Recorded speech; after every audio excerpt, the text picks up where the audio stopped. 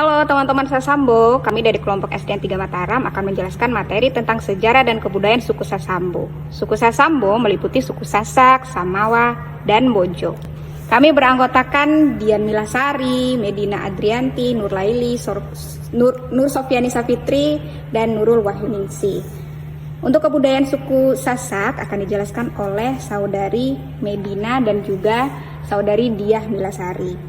Dan kemudian untuk kebudayaan suku Samawa akan dijelaskan oleh saudari Nur Sofiani Safitri, dan untuk suku Bojo nanti akan dijelaskan oleh saudari Nurul Wahyuningsi dan Nur Laili. Selamat menyimak teman-teman.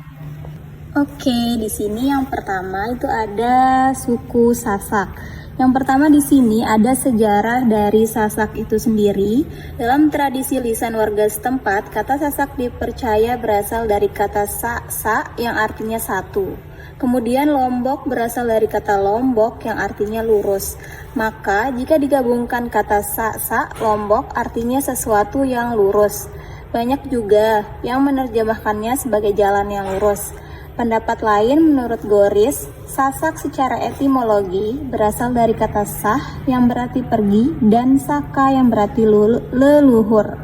Dengan begitu, Goris menyimpulkan bahwa Sasak memiliki arti pergi ke tanah leluhur. Dari pengertian inilah diduga bahwa leluhur orang Sasak itu adalah orang Jawa. Kemudian secara demografi, Pulau Lombok adalah sebuah pulau di Kepulauan Sunda Kecil atau Nusa Tenggara yang terpisahkan oleh Selat Lombok dari Bali di sebelah barat dan Selat Alas di sebelah timur dari Sumbawa. Dengan letak geografis antara 116 derajat sampai 117 derajat bujur timur dan 80 sampai 90 lintang selatan. Kemudian secara bentuk, pulau ini berbentuk bulat dan juga berbentuk semacam ekor. Di sisi barat daya yang panjangnya kurang lebih 70 km.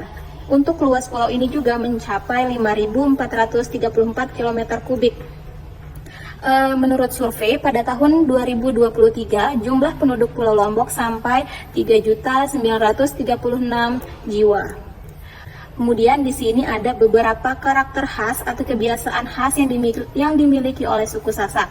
Yang pertama, yang sudah sangat kita ketahui, orang Sasak di sini sikapnya sangat ramah, sangat sopan dan lemah lembut kepada tamu yang berkunjung.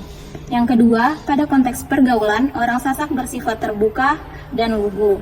Dalam soal toleransi juga ada kecenderungan dilakukannya secara berlebihan, sehingga sering kita temukan orang Sasak jika ingin berkomunikasi dengan orang Sasak asli menggunakan bahasa Indonesia. Kemudian yang sangat penting di sini adalah ciri fisik yang membedakan antara suku Sasak dengan suku Samawa dan Bojo lainnya. Yang pertama, secara fisik orang Sasak berkulit sawo matang dengan tinggi badan sedang.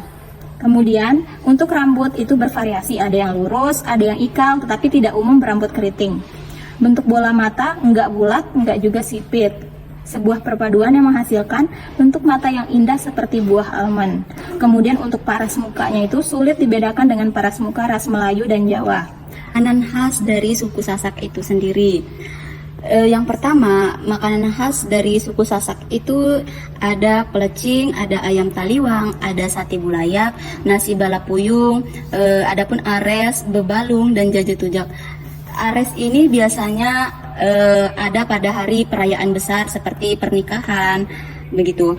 Nah, selanjutnya adalah mengenai kesenian yang ada di suku Sasak Lombok. Yang pertama itu ada peresean, ada gendang bele, ada tandang mendet, rudat, dan bahkan ada bau nyale. Selanjutnya di sini kebudayaan bau nyale berlandaskan ekonomi masyarakat. Nah, selain keunikan dalam hal kepercayaan, masyarakat Lombok juga memiliki tradisi yang cukup mengesankan. Tradisi ini dikenal dengan istilah bau nyale. Nah, bau nyale ini menjadi bingkai sejarah bahwa Pulau Lombok menyimpan banyak keunikan yang harus dilihat secara nyata. Nyale ini dipercaya oleh masyarakat sekitar, khususnya mereka yang memiliki identitas penduduk asli suku Sasak, sebagai salah satu benda yang dapat mendatangkan kemakmuran. Nah, adapun kemakmuran itu biasanya berupa hasil pertanian maupun peternakan yang melimpah ruah. Selain mendatangkan kemakmuran itu sendiri, mitos yang juga mengiringi tradisi nyale ialah barang siapa yang tidak mempercayai nyale dan sejarahnya, maka akan mendapatkan petaka dan kemudaratan. Selanjutnya, suku Samawa. Sejarah suku Sumbawa atau Tau Samawa, awal terbentuknya nenek moyang mereka adalah terdiri dari berbagai jenis suku yang berdatangan dari berbagai bagian Nusantara kita ini. Mereka mengadakan hubungan perkawinan dengan penduduk yang lebih dahulu mendiami daerah ini.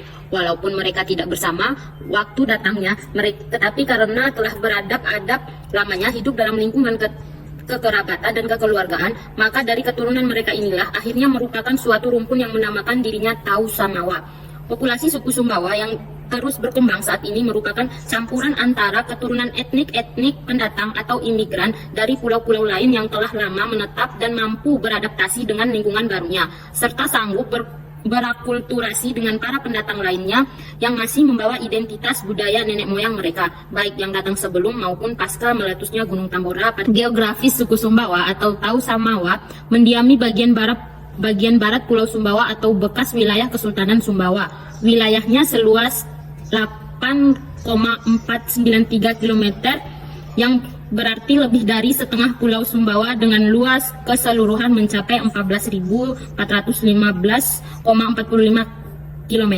Sedangkan bagian timur pulau ini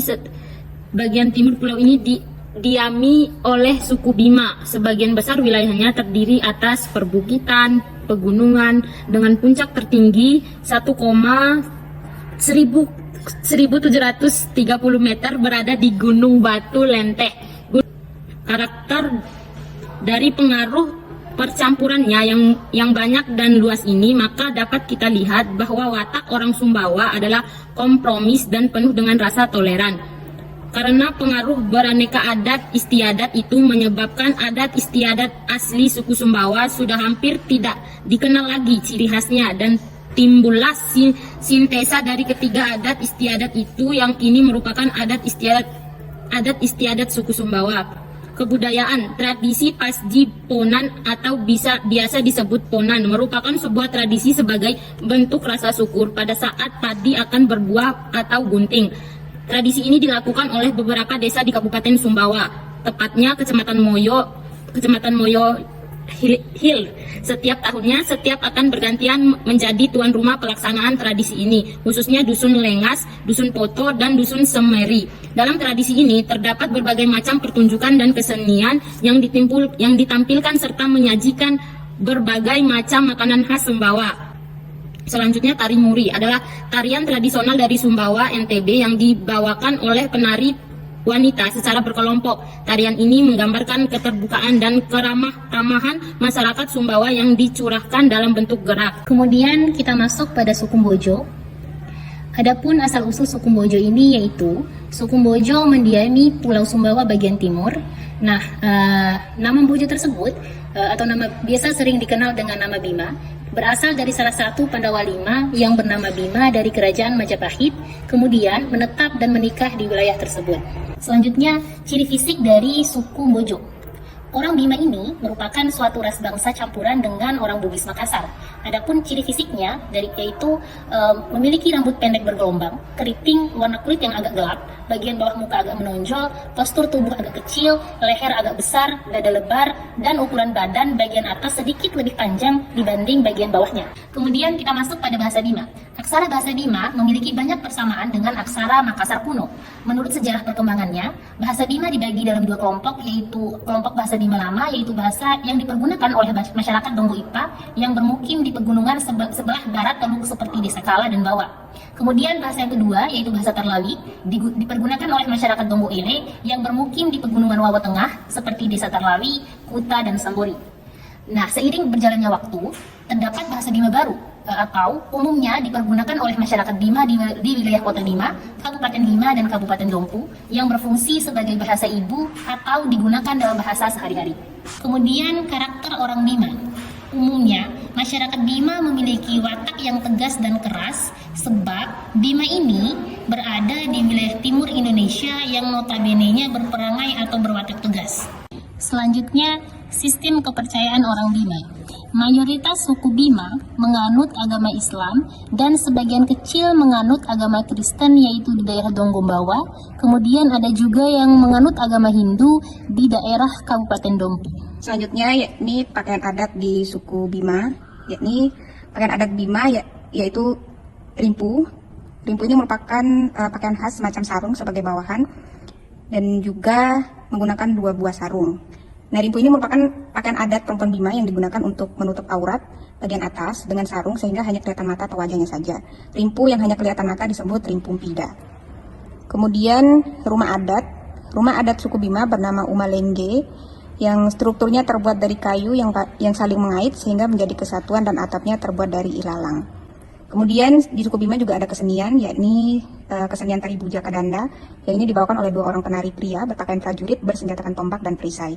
Kemudian juga ada kesenian tarian Kalero, yang ini berasal dari daerah Donggolama, yang merupakan tarian dan nyanyian yang berisi ratapan, pujian, pengharapan, dan penghormatan terhadap arwah. Kemudian untuk mata pencarian dari masyarakat suku Bima ini, yaitu sebagian besar berprofesi sebagai petani dan nelayan. Kemudian seiring berjalannya waktu, banyak masyarakat yang tertarik untuk bekerja sebagai TKW atau TKI. Demikian teman-teman presentasi dari kami. Terima kasih sudah menyimak dan ditunggu presentasi kami di lain topik. Terima kasih sudah menyimak.